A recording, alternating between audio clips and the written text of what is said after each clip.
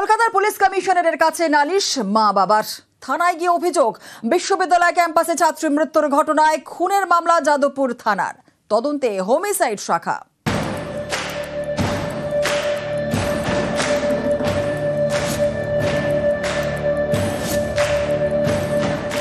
ও মদ্যপান করতো না, আর যদি এটা হয়েও থাকে তাহলে নিশ্চয়ই ওকে ধরে জোর করে খাওয়ানো হয়েছে।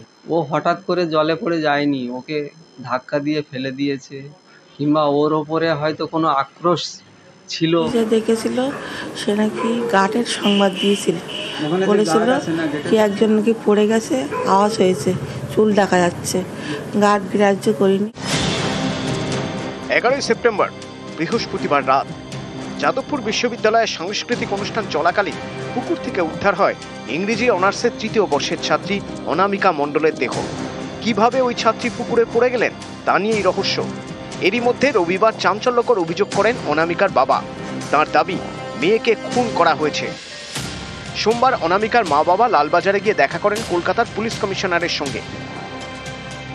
অভিযোগ জানান যাদবপুর থানায়। সেই অভিযোগের ভিত্তিতে খুনের মামলা রুজু করেছে পুলিশ। এতদিন অস্বাভাবিক মৃত্যুর মামলা চলছিল, এবার খুনের মামলার তদন্ত শুরু। পুলিশ আপনাদের কতটা সহযোগিতা করছে? ভরসা আছে।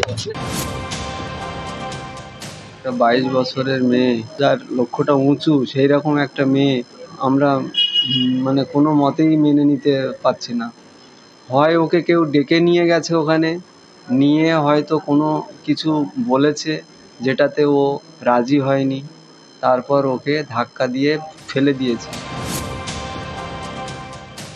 ও হঠাৎ করে জলে পড়ে যায়নি, ওকে ধাক্কা দিয়ে ফেলে দিয়েছে, কিংবা ওর ওপরে হয়তো কোনো আক্রোশ ছিল অনেক দিনের, ওকে হয়তো কিছু বলার জন্য ওখানে ডেকেছে। আর ও অন্ধকারকে ভয় পায়, আর ও সাঁতার জানে না, ওই রকম একটা জায়গায় ও একা যাবে না। হাতের এই দুটো জায়গাতে ছোট ছোট দাগ পেয়েছি, লাল, যেটাকে ধাক্কা মারলে কোথাও এরকম আঘাত পেলে যে দাগ হয়, সেই দাগ দুটো ওর হাতে দেখেছি আমি। ও মদ্যপান করতো না। আমার মেয়ে এরকম করবে আমার নেই, এরকম জানা নেই। আর যদি এটা হয়েও থাকে তাহলে নিশ্চয়ই ওকে ধরে জোর করে খাওয়ানো হয়েছে, যাতে ওকে ফেলে এটা ওই প্রুফ মানে করা যায় যে ও অ্যালকোহল সেবন করত, ওকে এই অ্যালকোহল সেবন করে ও জলে পড়ে মারা গেছে। যে দেখেছিল সে নাকি গার্ডের সংবাদ দিয়েছিল, বলেছিল কি একজন নাকি পড়ে গেছে, আওয়াজ হয়েছে, চুল দেখা যাচ্ছে। গার্ড গ্রাহ্য করিনি।